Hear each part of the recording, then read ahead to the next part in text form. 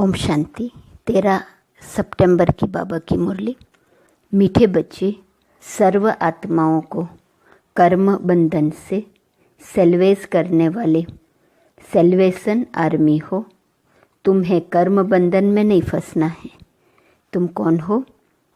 आत्माओं को कर्म बंधन से सेल्वेस करने वाले हो। तुम्हें कर्म बंधन में नहीं फंसना है। प्रश्न: कौन सी प्रैक्टिस करते रहो तो आत्मा बहुत बहुत शक्तिशाली बन जाएंगी? उत्तर: जब भी समय मिले तो शरीर से डिटैच होने की प्रैक्टिस करो। डिटैच होने से आत्मा में शक्ति वापस आएंगी, उसमें बल भरेगा। तुम अंडरग्राउंड मिलिट्री हो। तुम्हें डायरेक्शन मिलता है, अटेंशन प्लीज, अर्थात एक बाप की याद में रहो, अशरीरी हो जाओ। अंडरग्राउंड मिलिट्री, अंडरग्राउंड रहते हैं। वैसे यहाँ भी बाबा कहते डायरेक्शन मिलता है, अशरीरी हो जाओ। शरीर दिखाई न दे किसी को, हमें भी न दिखाई दे। तो एक कहा तुम सेल्वेस करने वाले सेल्वेशन आर्मी हो, दूसरा कहा अंडरग्राउंड मिलिट्री हो। ओम शांति। ओम शांति का अर्थ तो बाप ने अच्छी रीति समझाया है। जहाँ मिलिट्री खड़ी होती है वह फिर कहते हैं अटेंशन। उन लोगों का अटेंशन माना साइलेंस। यहाँ भी तुमको बाप कहते हैं अटेंशन, अर्थात एक बाप की याद में रहो। मुख से बोलना होता है, नहीं तो वास्तव में बोलने से भी दूर होना चाहिए। अटेंशन, बाप की याद में हो। बाप का डायरेक्शन अथवा श्रीमत मिलती है। तुमने आत्मा को भी पहचाना है, बाप को भी पहचाना है, तो बाप को याद करने बिगर तुम विक्रमाजीत अथवा सतो प्रधान पवित्र नहीं बन सकते। मूल बात ही यह है। बाप कहते हैं मीठे मीठे लाडले बच्चों, अपने को आत्मा समझ बाप को याद करो। यह है सब इस समय की बातें जो फिर वह उस तरफ ले गए हैं। वह भी मिलिट्री है, तुम भी मिलिट्री हो। अंडरग्राउंड मिलिट्री भी होती है ना, गुम हो जाते हैं। तुम भी अंडरग्राउंड हो। तुम भी गुम हो जाते अर्थात बाप की याद में लीन हो जाते हो। इसको कहा जाता है अंडरग्राउंड। कोई पहचान न सके क्योंकि तुम गुप्त हो ना। तुम्हारी याद की यात्रा गुप्त है। सिर्फ बाप कहते हैं मुझे याद करो, क्योंकि बाप जानते हैं याद से इन विचारों का कल्याण होगा। अब तुमको बिचारा कहेंगे ना, स्वर्ग में बिचारे होते नहीं। बिचारे उनको कहा जाता है जो कहाँ बंधन में फंसे रहते हैं। यह भी तुम समझते हो। बाप ने समझाया है। तुमको लाइट हाउस भी कहा जाता है, बाप को भी लाइट हाउस कहा जाता है। बाप घड़ी घड़ी समझाते हैं, एक आँख में शांति धाम, दूसरी आँख में सुख धाम रखो। तुम जैसे लाइट हाउस हो, उठते बैठते चलते तुम लाइट होकर रहो। एक लाइट फैलाने वाले, दूसरा लाइट होकर रहने वाले। सबको सुख धाम शांति धाम का रास्ता बताते रहो। इस दुख धाम में सबकी नैया अटक पड़ी है। तब तो कहते हैं नैया मेरी पार लगाओ हे माजी। सबकी नैया फंसी पड़ी है, उनको सेल्वेस कौन करे? वह कोई सेल्वेशन आर्मी तो है नहीं, ऐसे ही नाम रख दिया है। वास्तव में सेल्वेशन आर्मी तो तुम हो जो हर एक को सेल्वेस करते हो। सब 5 विकारों की जंजीरों में अटक पड़े हैं, इसलिए कहते हैं हमको लिबरेट करो, सेल्वेस करो। तो बाप कहते हैं कि इस याद की यात्रा से तुम पार हो जाएंगे। अभी तो सब फंसे हुए हैं। बाप को बागवान भी कहते हैं। इस समय की ही सभी बातें हैं। तुमको फूल बनना है। अभी तो सब कांटे हैं क्योंकि हिंसक हैं। अभी अहिंसक बनना है, फूल बनना है, अहिंसक बनना है, पावन बनना है। जो धर्म स्थापन करने वाले आते हैं वह तो पवित्र आत्माएं ही आती हैं। वह तो अपवित्र हो न सके। पहले पहले जब आते हैं तो पवित्र होने कारण उनकी आत्मा व शरीर को दुख मिल न सके, क्योंकि उन पर कोई पाप है नहीं। हम जब पवित्र हैं तो कोई पाप नहीं होता है, तो दूसरों का भी नहीं होता है। हर एक बात पर विचार करना होता है। वहाँ से आत्माएं आती हैं धर्म स्थापन करने, जिनकी फिर डिनाइस्टी भी चलती है। सिख धर्म की भी डिनाइस्टी है, सन्यासियों की डिनाइस्टी थोड़ी चलती है, राजाएं थोड़े बने हैं। सिख धर्म में महाराजा आदि हैं, तो वह जब आते हैं धर्म स्थापन करने तो वह नई आत्मा आती है। क्राइस्ट ने आकर क्रिश्चियन धर्म स्थापन किया, बुद्ध ने बौद्धि, इब्राहिम ने इस्लाम। सबके नाम से राशि मिलती है, देवी देवता धर्म का नाम नहीं मिलता है। निराकार बाप ही आकर देवी देवता धर्म की स्थापना करते हैं, वह देहधारी नहीं है। और जो धर्म स्थापक हैं उनकी देह के नाम है।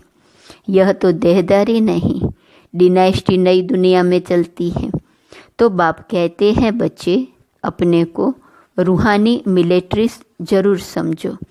उन मिलिट्री आदि के कमांडर आदि आते हैं, कहते हैं अटेंशन, तो झट खड़े हो जाते हैं। अब वह तो हर एक अपने अपने गुरु को याद करेंगे या शांत में रहेंगे, परंतु वह झूठी शांति हो जाती है। तुम जानते हो हम आत्मा हैं, हमारा धर्म ही शांत है, फिर याद किसको करना है? अभी तुमको ज्ञान मिलता है, ज्ञान सहित याद में रहने से पाप कटते हैं। यह ज्ञान और कोई को नहीं है। मनुष्य ये थोड़े ही समझते हैं हम आत्मा शांत स्वरूप हैं, हमको शरीर से डिटैच हो बैठना है। यहाँ तुमको वह बल मिलता है जिससे तुम अपने को आत्मा समझ बाप की याद में बैठ सकते हो। बाप समझाते हैं कैसे अपने को आत्मा समझ डिटैच होकर बैठो। तुम जानते हो हम आत्माओं को अब वापस जाना है, हम वहाँ के रहने वाले हैं। इतने दिन घर भूल गए थे, और कोई थोड़े ही समझते हैं हमको घर जाना है। पतित आत्मा तो वापस जा ना सके, न कोई ऐसा समझाने वाला है कि किसको याद करो। बाप समझाते हैं याद एक को ही करना है, और कोई को याद करने से क्या फ़ायदा। समझो भक्ति मार्ग में शिव शिव कहते रहते हैं, मालूम तो किसको है नहीं, इससे क्या होगा। शिव को याद करने से पाप कटेंगे, यह किसको भी पता नहीं है। आवाज़ सुनाई देगा सो तो जरूर आवाज़ होगा ही। इन सब बातों से कोई फ़ायदा नहीं। बाबा तो इन सब गुरुओं से अनुभवी है न। बाप ने कहा है, हे अर्जुन इन सब को छोड़ो, सतगुरु मिला तो इन सब की दरकार नहीं, सतगुरु तारता है। बाप कहते हैं मैं तुम्हें आसुरी संसार से पार ले जाता हूँ, विषय सागर से पार जाना है। यह सब बातें समझाने की है। मांझी तो वैसे नाव चलाने वाला होता है, परंतु समझाने के लिए यह नाम पड़ गए हैं। उनको कहा जाता है प्राणेश्वर बाबा, अर्थात प्राणों का दान देने वाला बाबा। वह अमर बना देते हैं। प्राण आत्मा को कहा जाता है। आत्मा है तो शरीर तंदुरुस्त है। आत्मा निकल जाती है तो कहते हैं प्राण निकल गए, फिर शरीर को रखने भी नहीं देते हैं। आत्मा बिगड़ तो शरीर में ही बांस हो जाती है, फिर उनको रख करके क्या करेंगे। जानवर भी ऐसा नहीं करेंगे। सिर्फ एक बंदर है, उनका बच्चा मर जाता है, बांस होती है तो भी उस मुर्दे को छोड़ेंगे नहीं, लटकाए रहेंगे। वह तो जानवर है, तुम तो मनुष्य हो न। शरीर छोड़ा तो कहेंगे जल्दी उनको बाहर निकालो। मनुष्य कहेंगे स्वर्ग पधारा। जब मुर्दे को उठाते हैं तो पहले पैर स्मशान तरफ करते हैं, फिर जब वहाँ अंदर घुसते हैं पूजा आदि कर समझते हैं अभी यह स्वर्ग जा रहा है, तो उसे फिराकर मुँह स्मशान तरफ कर देते हैं। तुमने श्री कृष्ण को भी एक्यूरेट दिखाया है, नरक को लात मार रहा है। श्री कृष्ण का यह शरीर तो नहीं है, उनका नाम रूप तो बदलता है। कितनी बातें बाप समझाकर फिर कहते हैं मन मना भव। यहाँ आकर जब बैठते हो तो अटेंशन बुद्धि बाप में लगी रहे। तुम्हारा यह अटेंशन फॉर एवर है। जब तक जीना है बाप को याद करना है। याद से ही जन्म जन्मांतर के पाप कटते हैं। याद ही नहीं करेंगे तो पाप भी नहीं कटेंगे। बाप को याद करना है। याद में आंखें कभी बंद नहीं करनी है। सन्यासी लोग आंखें बंद कर बैठते हैं। कोई कोई तो स्त्री का मुंह नहीं देखते हैं, पट्टी बांध कर बैठते हैं। तुम जब यहाँ बैठते हो तो रचता और रचना के आदि मध्य अंत का स्वदर्शन चक्र फिराना चाहिए। तुम लाइट हाउस हो ना। यह है दुख धाम। एक आँख में दुख धाम, दूसरी आँख में सुख धाम। उठते बैठते अपने को लाइट हाउस समझो। बाबा भिन्न भिन्न नमूने से बताते हैं। तुम अपनी भी संभाल करते हो। लाइट हाउस बनने से अपना कल्याण करते हो। बाप को याद जरूर करना है। जब कोई रास्ते में मिले तो उनको बताना है। पहचान वाले भी बहुत मिलते हैं। वह तो एक दो को राम राम करते हैं। उनको बोलो आपको पता है ये दुख धाम है, वह है शांति धाम और सुख धाम। आप शांति धाम सुख धाम में चलना चाहते हो। यह तीन चित्र किसको समझाना बहुत सहज है। आपको इशारा देते हैं। लाइट हाउस भी इशारा देता है। यह नैया है जो रावण की जेल में लटक पड़ी है। मनुष्य को सेल्वेज कर नहीं सकते। वह तो सब है आर्टिफिशियल हद की बातें। यह है बेहद की बात। सोशल सोसाइटी की सेवा भी वह नहीं है। वास्तव में सच्ची सेवा यह है, सभी का बेड़ा पार करना है। तुम्हारी बुद्धि में है मनुष्यों की क्या सर्विस करें। पहले तो कहना है तुम गुरु करते हो मुक्ति धाम में जाने के लिए, बाप से मिलने के लिए, परंतु कोई मिलता नहीं। मिलने का रास्ता बाप ही बतलाते हैं। वह समझते हैं यह शास्त्र आदि पढ़ने से भगवान मिलता है। दिलासे पर रहने से फिर आखिर कोई न कोई रूप में मिलेगा। कब मिलेगा यह बाप ने तुमको सब कुछ समझाया है। तुमने चित्र में दिखाया है, एक को याद करना है। जो भी धर्म स्थापक हैं वह भी ऐसे इशारा देते हैं, क्योंकि तुमने शिक्षा दी है तो वह भी ऐसे इशारे देते हैं। साहेब को जपो, वह बाप है सतगुरु। बाकी तो अनेक प्रकार की शिक्षाएं देने वाले हैं, उनको कहा जाता है गुरु। अशरीरी बनने की शिक्षा कोई जानते नहीं। तुम कहेंगे शिव बाबा को याद करो। वो लोग शिव के मंदिर में जाते हैं तो हमेशा शिव को बाबा कहने की आदत पड़ी हुई है, और किसको बाबा नहीं कहते हैं। परंतु वह निराकार तो नहीं है, शरीरधारी है। शिव तो है निराकार, सच्चा बाबा। वह तो सबका बाबा हुआ। सब आत्माएं अशरीरी हैं। तुम बच्चे यहाँ जब बैठते हो तो इसी धुन में बैठो। तुम जानते हो हम कैसे फंसे हुए थे। अब बाबा ने आकर रास्ता बताया है। बाकी सब फंसे हुए हैं, छूटते नहीं। सजाएं खाकर फिर सब छूट जाएंगे।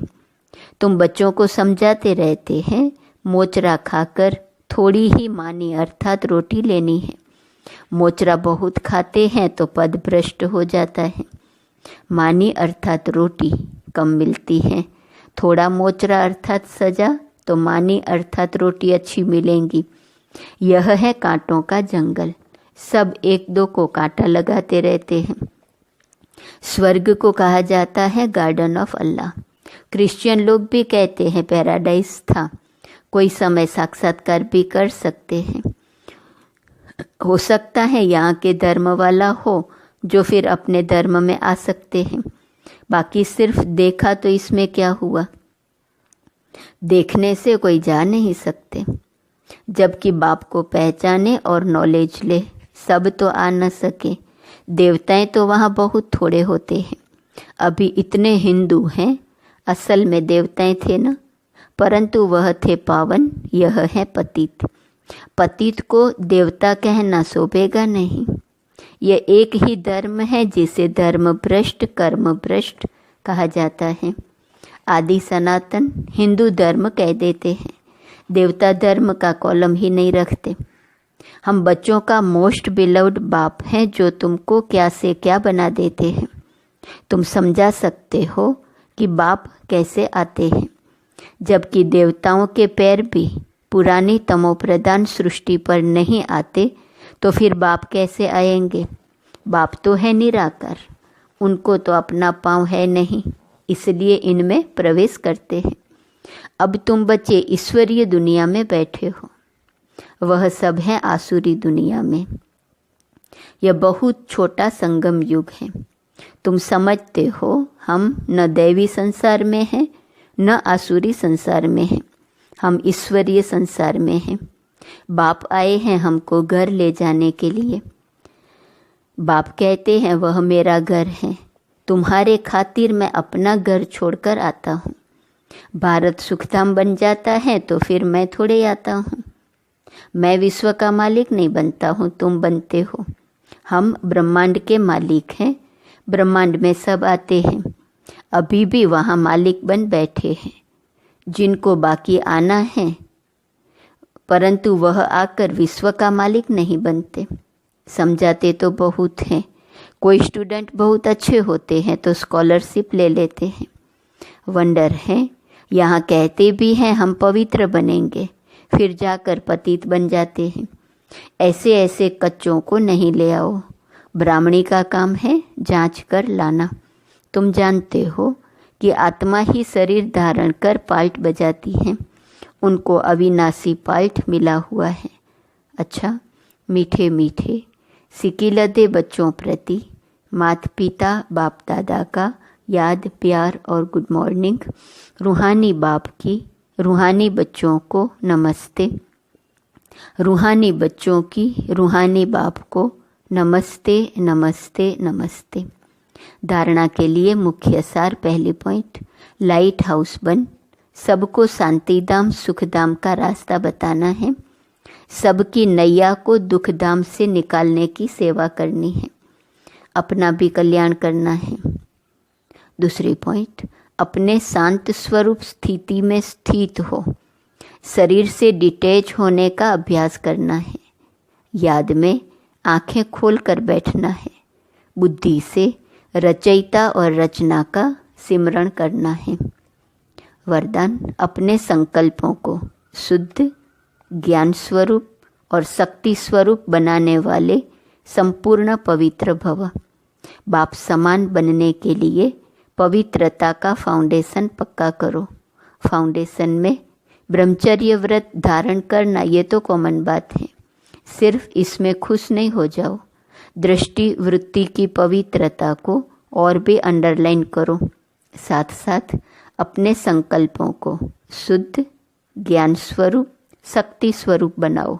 संकल्प में अभी बहुत कमजोरी है, इस कमजोरी को भी समाप्त करो, तब कहेंगे संपूर्ण पवित्र आत्मा। स्लोगन, दृष्टि में सबके प्रति रहम और शुभ भावना हो तो अभिमान व अपमान का अंश भी नहीं आ सकता। आज का स्वमान है, मैं मास्टर विधाता हूँ। अव्यक्त इशारे की पॉइंट 13 सितंबर। बेहद के विधाता के लिए यह हद की आशाएं व इच्छाएं स्वयं की परछाई के समान पीछे पीछे चलती हैं। यह 5 तत्व भी आप विधाता के आगे दासी बन जाते हैं। आपके आगे यह हद की इच्छाएं ऐसी हैं जैसे सूर्य के आगे दीपक, लेकिन चाहिए की तृप्ति का आधार है। जो चाहिए वह ज़्यादा से ज़्यादा देते जाओ। मान दो, रिगार्ड लो नहीं। नाम चाहिए तो बाप के नाम का दान दो, तो आपका नाम स्वतः हो जाएगा। मांगने से मिले यह रास्ता ही रॉन्ग है, तो मंजिल कहाँ से मिलेंगी। इसलिए मास्टर विधाता बनो तो सब इच्छाएं पूरी हो जाएंगी। ओम शांति।